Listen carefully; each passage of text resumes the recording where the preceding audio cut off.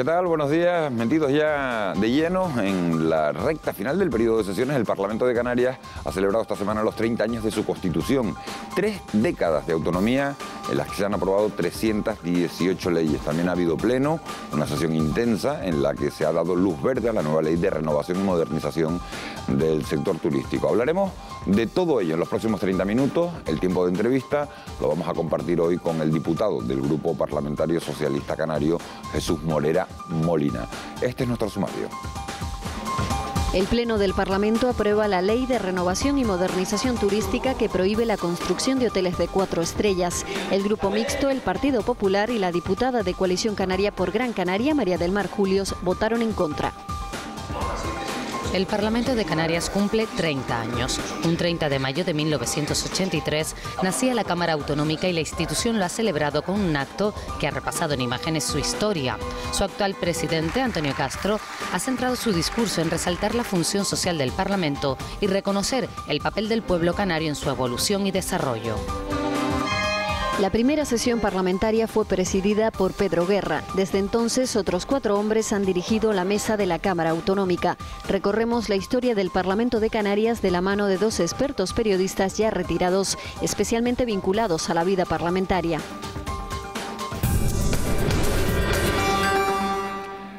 Como decíamos, después de muchas reuniones y negociaciones a varias bandas, el Parlamento de Canarias ha aprobado esta semana la nueva ley de moratoria turística.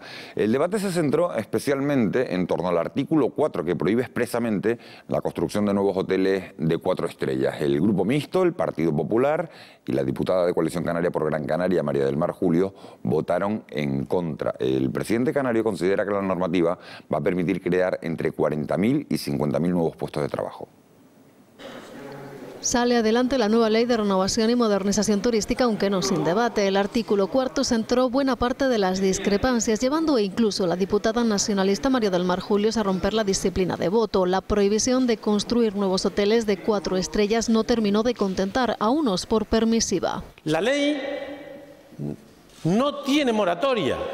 Nueva Canaria defiende la moratoria, que quiere decir es limitar el crecimiento por un tiempo determinado. Nosotros proponemos 3 años. Y entre los argumentos a favor, la necesidad de renovar la planta alojativa obsoleta. Es una ley que abre la posibilidad para que los empresarios se muevan, actúen, renueven. Esta ley permite que se renueve aquel que de verdad quiera hacerlo. Para los populares, sin embargo, la ley se queda corta. El Partido Popular defiende que es el fin de la moratoria. Si la moratoria tuvo algún objeto en el pasado, fue por las circunstancias excepcionales de crecimiento. Ahora hay que abrir el mercado turístico a los promotores y a los inversores. Los nacionalistas, por su parte, han defendido el carácter temporal de esta norma. No es una permanente moratoria, ¿por qué no? Es permitir que se pueda hacer todos los hoteles que puedan hacerse como consecuencia de rehabilitación. El presidente de Canarias, Paulino Rivero, se ha referido a ella como una ley necesaria que permitirá crear entre 40 y 50.000 empleos. Necesitamos generar actividad económica, además actividad económica que absorba mano de obra de masa. El único espacio para generar mano de obra de masa es el de la construcción orientada a la rehabilitación y renovación. Discrepancias al margen, la nueva ley inicia su andadura una apuesta por la renovación de la planta alojativa del archipiélago. Bueno, pues todo eso que acaban de ver ocurría el martes, el miércoles continuó el pleno y en esa sesión el debate se centró en cómo ayudar a las familias que peor lo están pasando en estos tiempos de crisis. El presidente canario, Paulino Rivero, en respuesta a una pregunta del portavoz del Grupo Nacionalista, José Miguel Barragán, reiteró su compromiso de dar prioridad a la sanidad, a la educación y a las políticas sociales. También anunció que el gobierno, junto a cabildos y ayuntamientos, van a dar un impulso al plan contra la pobreza. Hay 3 iniciativas parlamentarias como propuestas de resolución que hablaban precisamente de que se pusiera en marcha esa estrategia por parte del Gobierno. Y la pregunta que le hago es cómo están esos trabajos, que al final tendrá que aprobar el Consejo Social y traerlo al Parlamento. En el ámbito del Consejo General de Servicios Sociales, donde están sentados los cabildos, los ayuntamientos, los empresarios, los sindicatos, distintas ONG, estamos abordando el compromiso que el que me comprometí en el debate del Estado de la Nacionalidad, de un plan contra una estrategia contra la pobreza en este caso, que recoja todas las acciones que ha emprendido el Gobierno y que además complemente otras acciones para que con el esfuerzo de todos podamos seguir garantizando lo que es lo más importante, la cohesión social en el archipiélago. Una medida complementaria a ese plan, como saben, ha sido la decisión del Gobierno de abrir por primera vez en la historia los comedores escolares durante el verano. El consejero de Educación, José Miguel Pérez, dijo que esos colegios ya están seleccionados, que van a ser en total 183 y que la cifra de menores que podrán comer gratuitamente y recibir clases de idiomas es ya de 12.000 frente a los 8.000 previstos inicialmente. Para poder ofrecer estos servicios se va a contratar a 300 profesionales que saldrán de las listas del desempleo. ¿Cuándo tendremos el listado de los alumnos? Que usted dijo que se tendría, el 5 de abril dijo que la semana siguiente enviaría a los alcaldes un cuestionario y que a final de mayo tendríamos el listado. ¿Cuándo tendremos eso? ¿Cuándo tendremos el número de colegios exactos cerrados? A día de hoy llevamos ya, después sobre todo del trabajo efectuado con los ayuntamientos, 183. Y si hubiese que modificar esta cifra porque algún ayuntamiento nos planteara alguna razón, por supuesto que lo haremos, como se ha estado haciendo todo este tiempo. Número de alumnos definitivos, solo lo sabremos, y se lo dije en su día, cuando las familias les inscriban. Bueno, pues esas medidas para tratar de paliar la difícil situación por la que atraviesan muchas personas coinciden en el tiempo con el temor de la Consejería de Sanidad a que el gobierno de Mariano Rajoy imponga un nuevo recorte de 135 millones de euros en materia sanitaria. Brígida Mendoza, la máxima responsable del área, advierte que de producirse ese nuevo ajuste no quedará más remedio que volver a tocar los gastos de personal y algunos servicios. Mucho me temo que si el mejor de los escenarios de recorte llegara a hacerse real, si esa estimación fuese real en el futuro, pues nosotros estaríamos obligados ya no solo a tomar esas medidas, sino que incidirían, y lo digo en condicional, espero que nos llegue, también en afectar al capítulo 1 y al capítulo 2 de forma importante. Esa amenaza de recortes está siendo analizada en profundidad por la Consejería de Economía y Hacienda del Gobierno de Canarias. Javier González Ortiz insiste en que la situación es insostenible, que autonomías como la Canaria no pueden hacer ya más ajustes y reclama al Estado que adelgace su estructura administrativa y disminuya el gasto si necesita dinero en lugar de seguir cargando el peso en las comunidades autónomas. El Consejo de Ministros aprobó el pasado 26 de abril el Plan Nacional de Reformas. La Comisión Europea reclama una aplicación rigurosa de esas reformas, tanto que ha puesto fecha límite a alguno de estos cambios normativos. Por ejemplo, la revisión de las pensiones deberá hacerse el próximo año. A cambio, la Comisión Europea ha aumentado 2 décimas el margen del déficit del Estado para este año y 3 para el año que viene. Es que 7 meses después le dan la vuelta absolutamente a las previsiones macroeconómicas, desde el PIB al tema del paro. Pero es que las grandes reformas, es que ya hubo otro llamado Plan Nacional de Reforma, es un nombrejo grandielocuente, ¿no? Bueno, pues no le ha salido la llamada control del déficit estrepitosamente fracasado. Los grupos socialista y nacionalista canario pusieron de manifiesto su preocupación ante la nueva oleada de reformas, tanto sobre sus consecuencias para Canarias como sobre los principios que la inspiran. El hilo conductor de esta política es la recentralización del Estado. Aprovechando la crisis, se va a recentralizar el Estado. ¿Y cómo se hace? Cargando el ajuste en las comunidades autónomas. Nos preocupa cómo nos va a afectar en la sanidad pública canaria. Nos preocupa también el proyecto que ya se encuentra en trámite parlamentario de la calidad educativa y cómo va a afectar también a los presupuestos de la comunidad autónoma toda esa parte del gasto educativo que tiene que ver con las comunidades autónomas. El Grupo Popular respaldó el Plan Nacional de Reformas aludiendo a la legitimidad que otorga la victoria electoral del 20 de noviembre de 2011. Al dar la confianza al Partido Popular, lo hicieron con un mandato muy claro: sacar a España de la crisis más grave del periodo democrático y llevarla de nuevo a la senda del crecimiento, de la creación de empleo.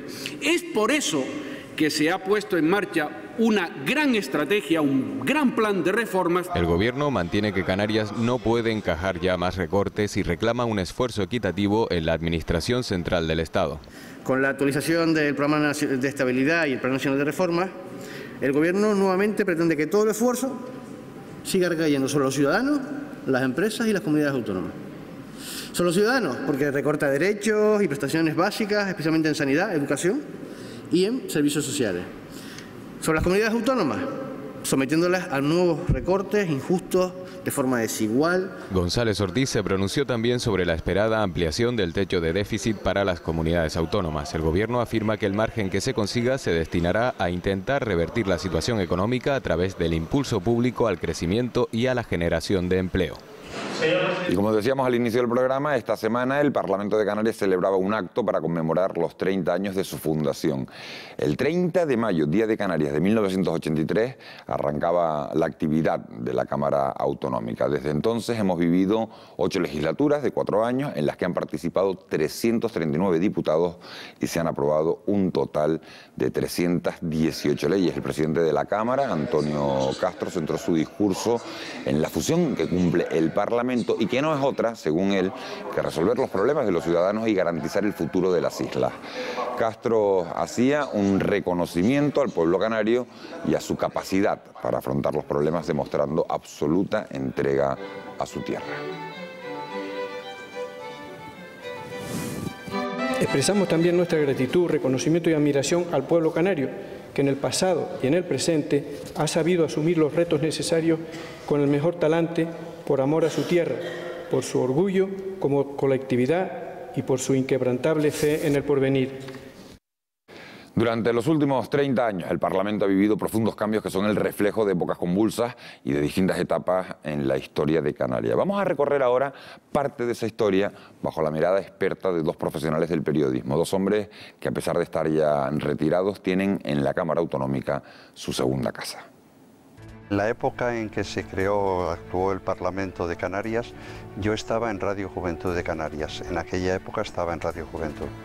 Y fue un momento, desde el punto de vista periodístico, muy importante. El acceder a la Cámara estaba terriblemente restringido, no podías acceder, te quedabas simplemente en la puerta. Si tenías necesidad de hablar con algún parlamentario, le hacías señas por las cristaleras exteriores. En el juego del pasillo alrededor de todo el Parlamento se cocían la mayoría de las noticias que salían de allí.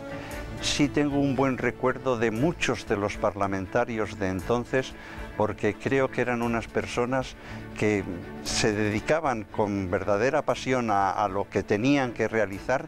Era otra manera distinta de hacer las cosas. De Pedro Guerra lo conocí en Venezuela antes de yo venir aquí.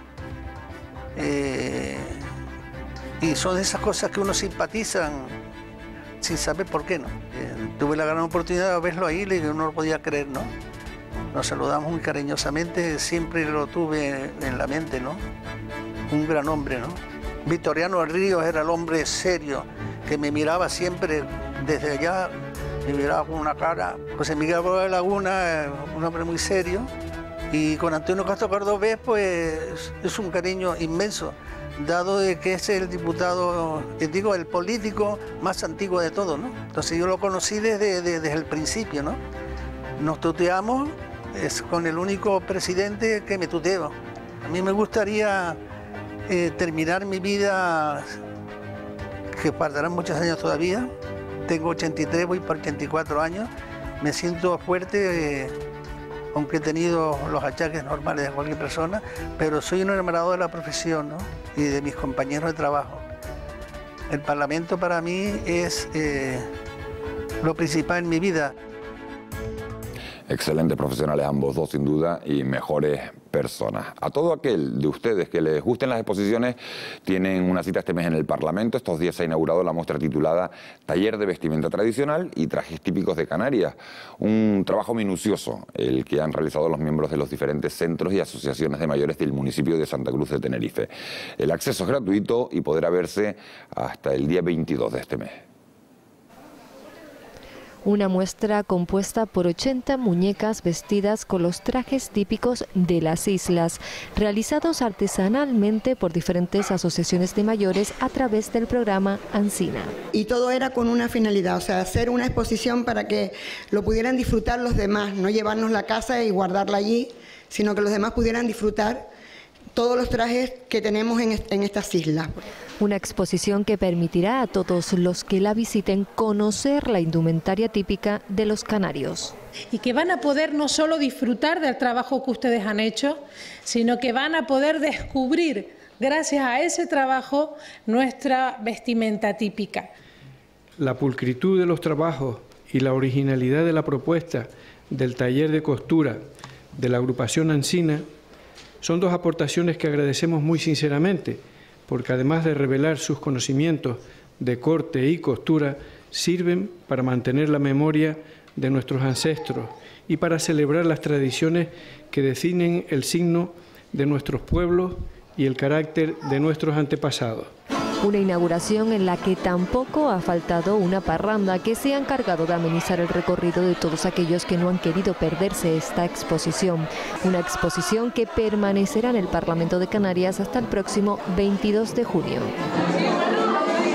Ya lo han visto, aires de fiesta en el Parlamento. Nosotros conocemos ya a nuestro invitado de este domingo. Nuestro invitado es Jesús Morera Molina, diputado del Grupo Parlamentario Socialista Canario. Es médico, especialista en neurocirugía y su isla de procedencia es Gran Canaria. Bueno, pues esa que acaban de ver es la ficha de nuestro invitado, Jesús Morera Molina, diputado del PSOE por la isla de Gran Canaria. Señor Morera, muy buenos días, gracias por acompañarnos esta mañana en Parlamento. Un placer estar aquí. Esta semana se cumplen 30 años de la autonomía en Canarias, 318 leyes aprobadas en esta década que han servido para el fortalecimiento de la comunidad autónoma. ¿Qué camino nos queda por recorrer? Bueno, pues nos queda, yo creo que mucho camino por recorrer, ¿no? Yo creo que ahora mismo el Estatuto de Autonomía probablemente esté agotado. Bueno, de hecho ya estaba agotado en la última legislatura y se intentó reformar. Queda reformar ese estatuto, reformar la ley electoral con la que ya todos estamos disconformes. Queda avanzar en el autogobierno. Yo creo que hay competencias en las que podemos ir asumiendo ya. Por la madurez de nuestra comunidad autónoma ya puede ir asumiendo, pues creo que queda mucho por delante, efectivamente. Vamos a ir tocando punto por punto algunos de esos temas que acaba de citar. La celebración del Día de Canarias, en cualquier caso, ha llegado en un momento difícil, una de las peores crisis a las que nos hemos enfrentado. ¿Es necesario, como ha sugerido el presidente del Parlamento en el acto institucional, o ha sugerido también el presidente del Gobierno, revisar el encaje de Canarias en la Constitución española? Sí, pero sin duda yo creo que es una circunstancia a tener en cuenta. También, además del Estatuto, hay que plantearnos que la Constitución necesita una reforma y en esa reforma deberíamos darle un tratamiento particular a Canarias, incluido sobre todo el tema del régimen económico fiscal de Canarias, que es una de nuestras peculiaridades que tenemos que mantener y sería conveniente que quedaran incluso reflejadas en la Carta Magna Española. Sí. El REF incluye que la inversión por habitante en Canarias debe ser igual a la media nacional. Una reciente sentencia del Tribunal Constitucional decía que no ha lugar a esa reclamación contra los presupuestos generales del Estado de 2008. Eso es lo que ha hecho pensar que el REF es papel mojado y que pide esa reforma de la Constitución. Por ahí deben ir los tiros. Efectivamente. Sería distinto si el REF estuviera incluido como uno de los fueros que tienen otras comunidades, pues como si fuera el fuero canario, que estuviera recogido en la Constitución, y de esa forma pues probablemente no sucederían estas cosas y tendríamos derecho a lo que realmente tenemos derecho. Decía usted hace un instante que ya Canarias tiene la madurez suficiente como para reclamar mayores cotas de autogobierno, nuevas competencias. ¿Es partidario de reclamar esas cotas o de redefinir las competencias que tienen actualmente las distintas administraciones? Hablo de la Administración Central del Estado, del Gobierno Autonómico, de los cabildos, de los ayuntamientos. Efectivamente, hay que redefinir las competencias de las distintas administraciones que tenemos en Canarias, que tenemos como peculiaridad los cabildos. Es verdad que hay algunas cosas en las que estamos duplicando y hay que corregirlas. Son pocas, pero hay que corregirlas. Y además de eso, yo creo que deberíamos avanzar en algunas otras competencias, ¿no? que deberíamos ir asumiendo progresivamente, como el tema de los aeropuertos, que es una realidad trascendente para Canarias y que pues no tenemos esas competencias. Son cuestiones que merecen la pena tocarlas y que habrá poco a poco que irlas analizando e intentar asumiendo. Habla usted de la gestión aeroportuaria o de una cogestión aeroportuaria. ¿Qué más habría que reclamar?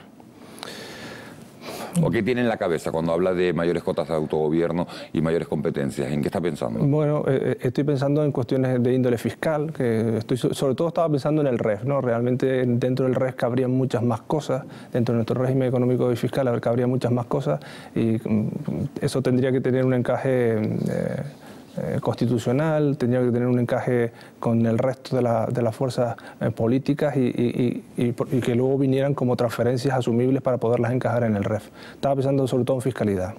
Usted es médico de profesión, especialista en neurocirugía. ¿Qué hace un médico prestigioso metido en el Parlamento de Canarias?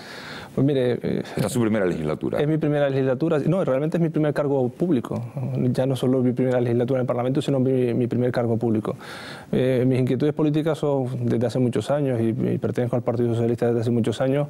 Las circunstancias por las que he caído exactamente esta legislatura en el Parlamento, pues no lo sé, ¿no? Quizás el partido intentó coger personas con perfiles más técnicos para un momento tan crítico como el que vivíamos y pensaron en mí en esta ocasión.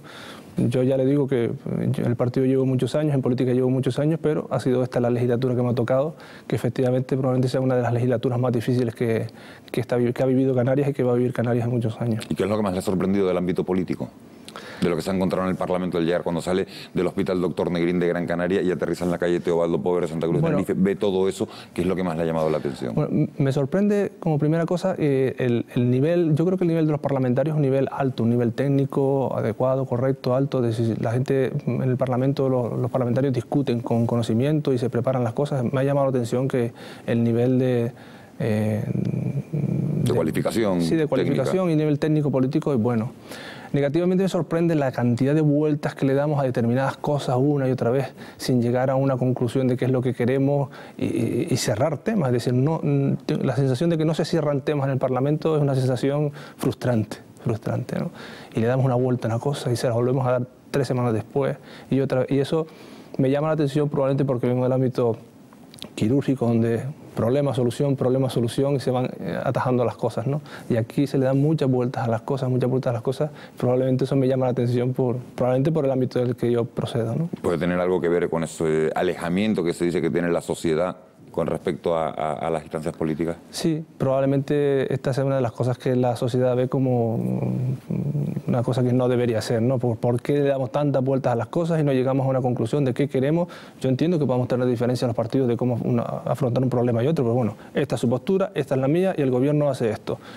Hacemos control de gobierno, ¿no? Pero lo que no creo que sea conveniente es darle tantas vueltas a las cosas, perdemos tiempo parlamentario, a la ciudadanía la volvemos loca repitiendo temas en el Parlamento y yo creo que no tiene ningún sentido esto. De formación profesional, le voy a preguntar cómo está la sanidad canaria, qué nota le pone usted a la sanidad canaria, la conoce perfectamente por dentro, porque ejerce todos los días, va todos los días a un hospital a trabajar, es jefe de servicio. ¿Qué nota le ponemos a la sanidad canaria en estos momentos? ¿De qué adolece y cuáles son sus grandes ventajas? No, yo creo que la sanidad canaria tiene un notable alto en los últimos años. Después de las transferencias ha habido una dotación de infraestructuras y de tecnología buena, ya contábamos con unos profesionales excelentes y seguimos contando con ellos. Y bueno, es verdad que en estos momentos y después de la crisis se ha notado en cierta medida, el personal ha sentido minusvalorado su trabajo en el sentido que tiene menos sueldo, los pacientes se quejan más por el tema de las listas de espera, pero yo sí me gustaría transmitir que lo que seguimos haciendo en los centros de salud y en los hospitales sigue teniendo tan buena calidad como la que tenía hace 5 años. Es decir, a la persona que la operamos con la misma calidad que hace 5 años, se la atiende con la misma calidad. Es verdad que tenemos un problema de accesibilidad, han aumentado las listas de espera, esto es una realidad y eso crispa a los pacientes y nos crispa a los profesionales que tenemos que elegir semanalmente a quién operamos, a quién no operamos por lista de espera, me refiero. Y lo mismo con a quién atiendes en la consulta, a quién no. Y esto genera una tensión que es la que yo creo que se vive en este momento en el foro del Servicio Canario de Salud, una tensión de los profesionales que no es la adecuada. Estamos trabajando bajo cierta tensión. Pero la calidad que estamos dando, insisto, es la misma que dábamos hace 5 años o incluso mejor en el sentido que se tratan de hacer las cosas cuando pintan malas, pues intentamos hacer las cosas mejor todavía, ¿no? ¿Y con tantos recortes es posible contener, ya no digo rebajar esas listas de espera? Es difícil porque obviamente hace falta dinero, pues hasta ahora se manejaban las listas de espera con centros concertados, con programas especiales que requerían dinero y ese dinero no se tiene ahora.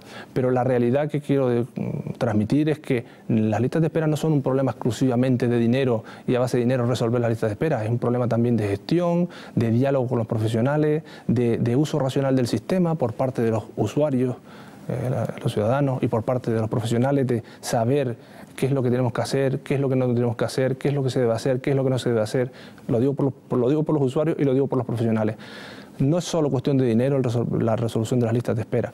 Y respecto a las listas de espera, también me gustaría transmitir que lo importante de la lista de espera no es que un paciente que se tenga que operar de unos juanetes, con todo mi respeto a la persona que se tenga que operar de los juanetes, tenga que esperar 6 o 9 meses.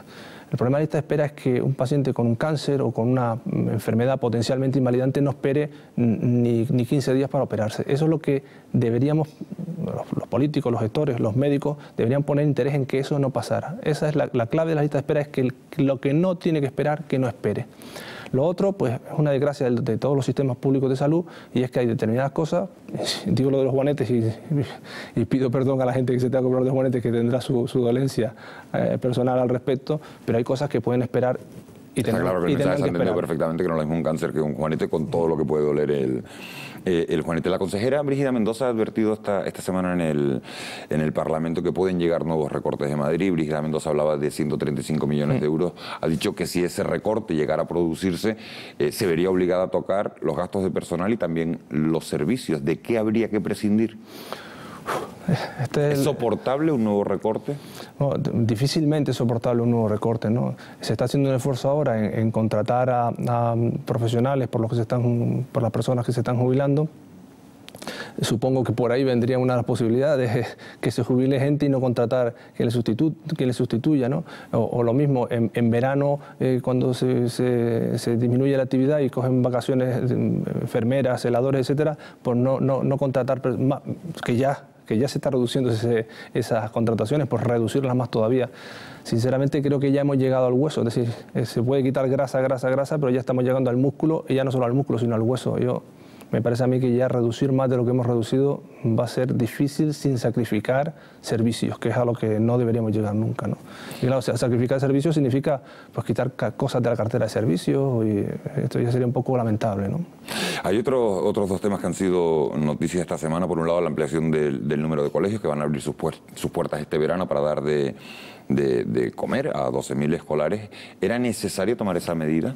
Y le pregunto, ¿es suficiente? Porque el Partido Popular se queja de que no es suficiente. Mire, siempre es poco. Es decir, cuando uno toma una medida de este tipo es porque había que tomarla, y cuando hay que tomarla probablemente siempre nos quedemos cortos. La valoración que se ha hecho, y esto no ha sido una decisión arbitraria, parece que con lo que hemos planteado hacer es suficiente para el problema, la dimensión del problema que preveemos. Que pudiera ser que el problema fuera mayor del que estamos calculando, pudiera serlo. No digo que no, pero de entrada parece suficiente con lo que se ha planificado. Pero nos podemos llevar una sorpresa y efectivamente ser más de lo que pensábamos. Las necesidades de niños que necesiten 1 o 2 comidas al día que no se les está dando. Estamos en la recta final de la entrevista, señor Morera. El otro tema que ha originado polémica durante esta semana ha sido la aprobación de la Ley de Renovación y Modernización del Sector Turístico. Todos los diputados de Gran Canaria, excepto los del Partido Socialista, han votado en contra, precisamente porque se impedía la construcción de nuevos hoteles de 4 estrellas. ¿Ustedes han votado a favor de la ley por convencimiento o por fidelidad al pacto regional que mantienen Coalición Canaria y PSOE? Mire, por convencimiento sin ninguna duda, es decir que bueno, luego está la seriedad que se puede tener con el pacto, no, que obviamente creo que hay que tenerla, pero desde luego esto fue un convencimiento del partido, que es un partido con espíritu regional y no insular, y por convencimiento de que estábamos haciendo lo mejor para Canarias e incluso para Gran Canaria. Realmente hay que explicar que no se impide, la ley no impide que se construyan hoteles de 4 estrellas, sino que lo que la ley promociona la renovación de otros hoteles que sí quedarían la posibilidad de construir esos hoteles de 4 estrellas.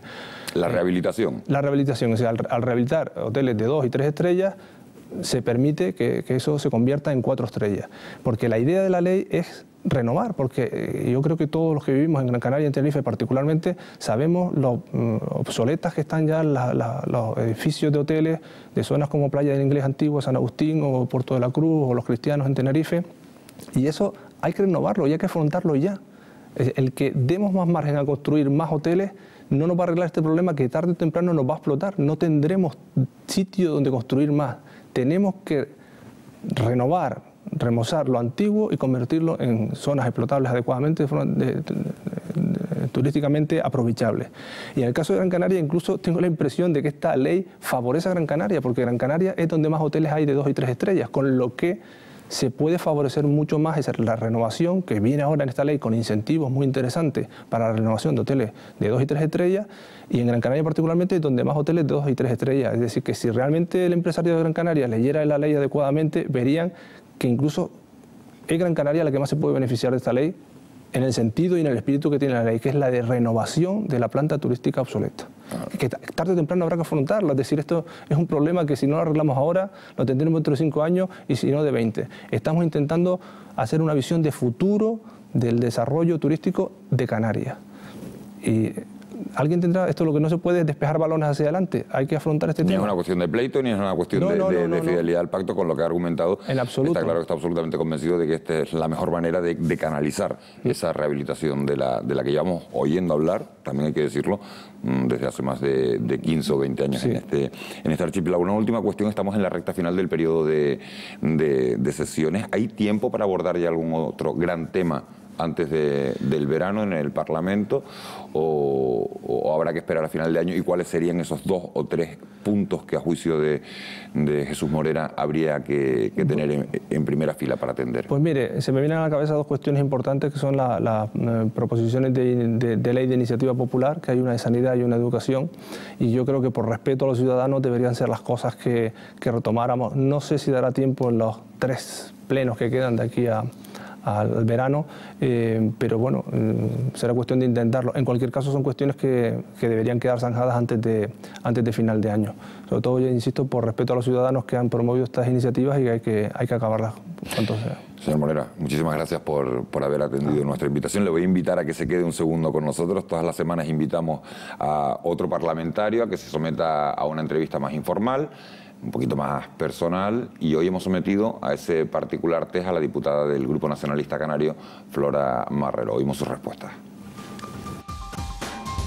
Yo con 14 años me afilié a UCD y desde entonces pues siempre he estado vinculada. Después, cuando se disolvió UCD, me afilié a ATI y fue por motus propio. Me afilié junto con mi padre en su momento. No, yo estoy abogado no ejerciente y me gustaría algún día pues ejercer como abogado. Como abogada, mejor. Creo que no, porque estamos hablando de que actualmente los 60 diputados y diputadas obedecen un equilibrio territorial. Otra cosa es el tema de los topes, que se podría hablar en su momento. Generalmente por la mañana, cuando desayuno leche con gofio, y a lo mejor a media mañana, pero después ninguno. Cuando puedo en mi casa, pero generalmente lo hago en Santa Cruz, en 2 bares, uno que es Hawái y otro es Canela y Tapa. No bebo alcohol muy pocas veces. Los fines de semana, senderismo, cuando puedo, pero siempre intento caminar todo lo que puedo. De momento de papel. Tengo electrónico, algunos descargados, pero prefiero siempre lo que es el papel, ¿no? Cuando llevo a mi sobrino todas las mañanas al colegio. Bueno, pues esa era la respuesta de la diputada del Grupo Nacionalista Canario, Flora Marrero. A usted, señor Morera, le pregunto, ese trajín entre Parlamento, Hospital Doctor Negrín, ¿dónde come habitualmente? Pues como en casa la mayoría de los días. ¿Le da tiempo? Sí, excepto los días de pleno. Lo que sí es cierto es que hay días que como a las 6, a las 7 de la tarde, o sea, lo que no tengo es hora. Como en casa, pero no tengo hora. Y una pregunta que le hacemos también a Flora Marrero, ¿sobran diputados en el Parlamento? Pues mire, mi impresión es que sí. Lo que pasa es que eso conllevaría una reforma de la ley electoral importante, y lo decía Flora en sus declaraciones, el equilibrio territorial habría que ver cómo se encaja, pero probablemente sí que sobraron parlamentarios. Lo digo, las comisiones, hay mucha gente que está allí de adorno, y en muchos plenos da la impresión de que hay personas que están de adorno. No es una reducción masiva, probablemente el número 50 que han apuntado sea un número racional. Decía Bravo de Laguna el otro día, sí, que ha sido presidente del Parlamento, que también es... Sí, pero es probable que 50 fuera un número más adecuado y reducir los números de parlamentarios en las comisiones, pero insisto, pero la representación parlamentaria hace falta. Lo que no se puede decir que no hace falta parlamentarios ni que los parlamentarios no cobren, todo eso no es así. Hay que tener parlamentarios adecuadamente remunerados, que trabajen, a los que se les pida cuentas por el trabajo que hacen.